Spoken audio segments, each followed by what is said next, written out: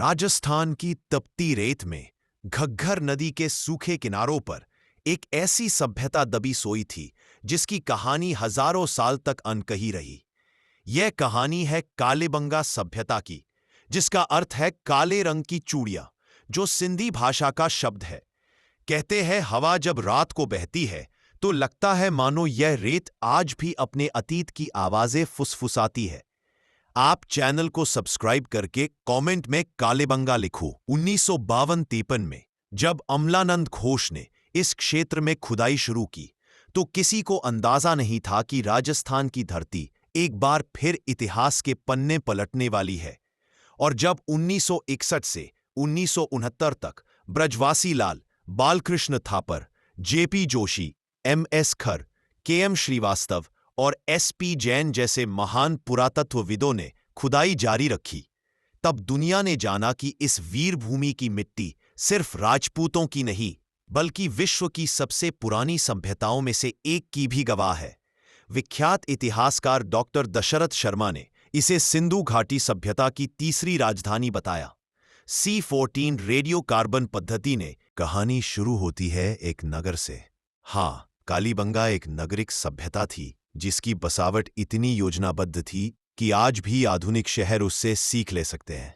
सड़कों का अद्भुत जाल, यहाँ की सड़कें एक दूसरे को समकोण राइट एंगल पर काटती थी। ग्रिड पद्धति या चेसबोर्ड पद्धति, चेसबोर्ड सिस्टम कहा। किसी रेगिस्तानी नगर में इतनी व्यवस्था, यह चौंकाने वाला था। दुनिया का सबसे पुराना हल कालीबंगा की सबसे अनोखी खोज थी। विश्व में सबसे प्राचीन हल से जुताई वाले खेतों के प्रमाण, खेतों में जुताई के निशान आज भी स्पष्ट दिखते हैं, जो बताते हैं कि यहाँ के लोग खेती से भली भांति परिचित थे। घरों के रहस्य, यहाँ के घरों की दीवारों में मिली दरारों से वैज्ञानिकों ने अनुमान लगाया कि यहाँ कभी बड़ा भूकंप आया था, यानी प्रकृति ने कई बार इस सभ्यता को परखा, फिर भी जीवन चलता रहा।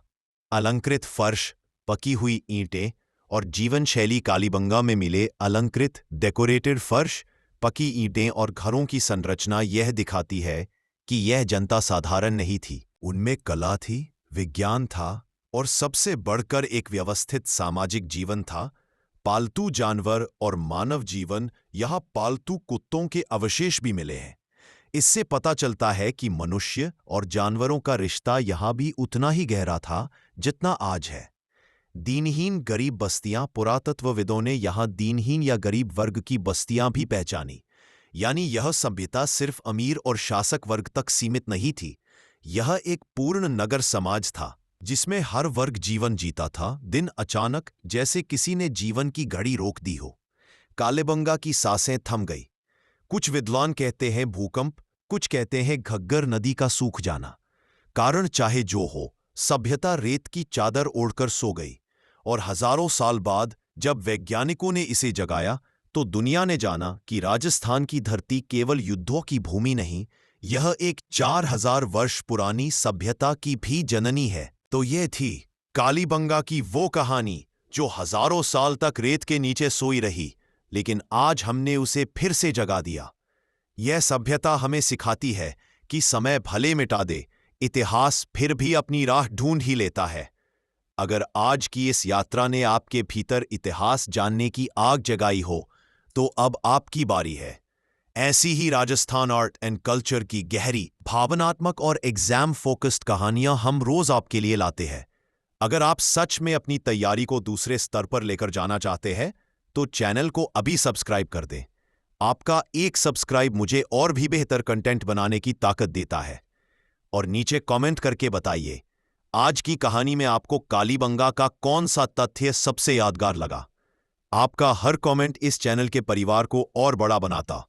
और हां छात्रों, अगर आप आर्ट एंड कल्चर को एक बार में साफ, आसान और एग्जाम पर्पस तरीके से पूरा सीखना चाहते हैं, तो डिस्क्रिप्शन में दिए लिंक पर क्लिक कीजिए। वहां आपको मिलेगा मेरा पूरा structured art and culture course, जिसे खास तौर पर सभी परीक्षा के लिए है। धन्यवाद छात्रों, अगली कहानी में फिर मिलेंगे।